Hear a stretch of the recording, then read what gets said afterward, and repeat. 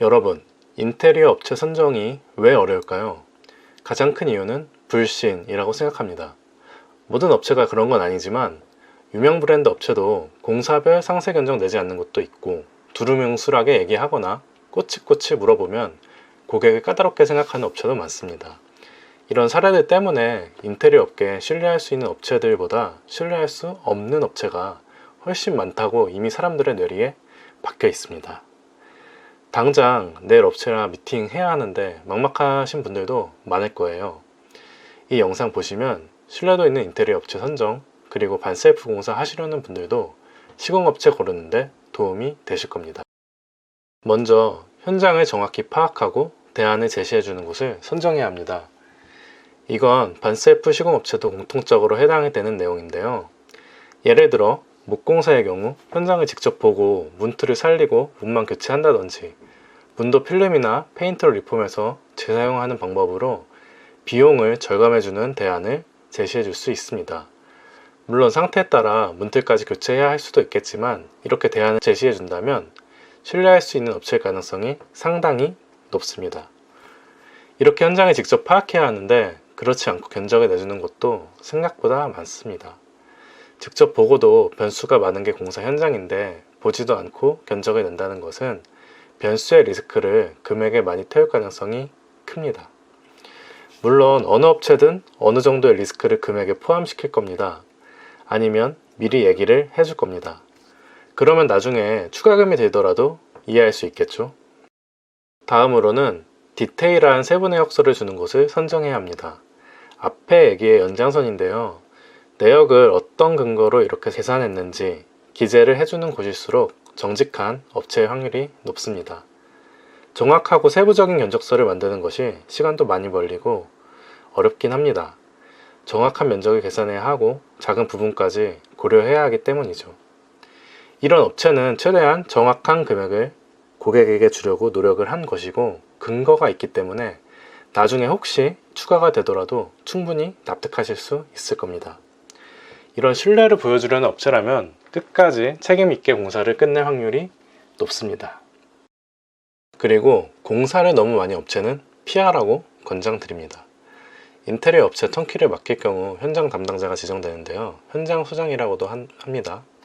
이 현장 담당자가 계속 현장에 있으면 상관없지만 보통 2개에서 3개 이렇게 현장을 같이 진행을 합니다. 그래서 시공업체들에게 일을 지시하고 이렇게 돌아다니면서 그 현장들을 같이 관리를 합니다. 현장 담당자의 능력에 따라서 많은 현장도 잘 관리할 수 있겠지만 3개 이상이 되다 보면 아무래도 놓치는 부분들이나 실수가 발생하더라고요. 실수한 거는 업체에서 알아서 재시공을 하거나 하겠지만 업체 입장에서는 그런 것들이 다 비용이기 때문에 다른 공정에서 이게 비용을 아끼거나 서비스로 해줄 수 있는 영역을 줄이는 그런 액션이 생길 수 있습니다. 공사 데드라인에도 문제가 생길 수 있고요. 그래서 현장 담당자의 현재 진행 중인 현장이 최대 3개 이하인 곳으로 고르시는 것을 추천드립니다.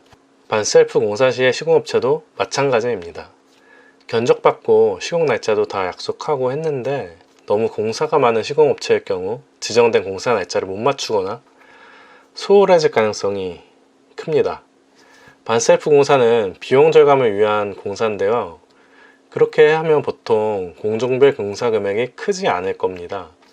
시공업체가 다른 공사들이 겹쳐서 많이 잡혀 있다면 이윤이 많이 나는 아무래도 큰 공사들을 먼저 신경을 쓸 겁니다. 그리고 턴키로 공사를 맡기는 경우 업체에 한 사람이 설계도 하고 현장 담당도 같이 한다면 괜찮습니다. 하지만 보통 설계자 현장 담당자가 따로 있습니다. 이렇게 역할이 분리가 되어 있을 경우는 설계자가 현장에 나와 수시로 체크하는지 확인해야 합니다. 물론 내부적으로 소통해서 현장 담당자도 대부분의 내용을 알고 있겠지만 설계자의 디테일한 디자인 의도가 적용되지 않는 경우가 있습니다. 마감재만 바꾸는 정도의 공사면 크게 문제 없겠지만 레이아웃을 전반적으로 바꾼다거나 고급 공사일수록 결과물의 차이가 큽니다. 그래서 설계자가 공사 기간 중 최소 절반은 와서 체크하는 업체를 선정하는 게 좋습니다. 설계자와 현장 담당자의 소통도 잘 되는지 확인해야 하고요.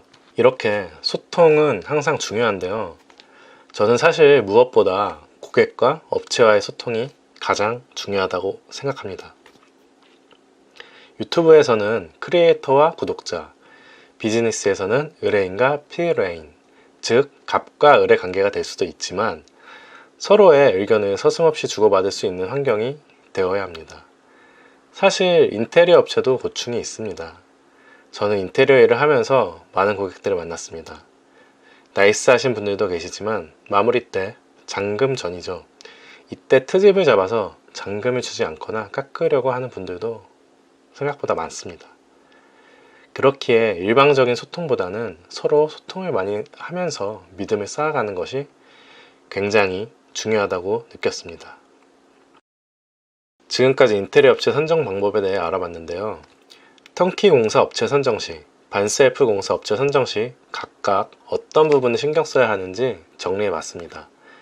영상을 참고하셔서 정직하고 신뢰를 주려고 노력하는 업체를 찾는다면 문제없이 공사를 끝내실 수 있을 겁니다. 여러분의 공간에 도움이 되는 유용한 영상을 가지고 다시 찾아뵙겠습니다. 감사합니다.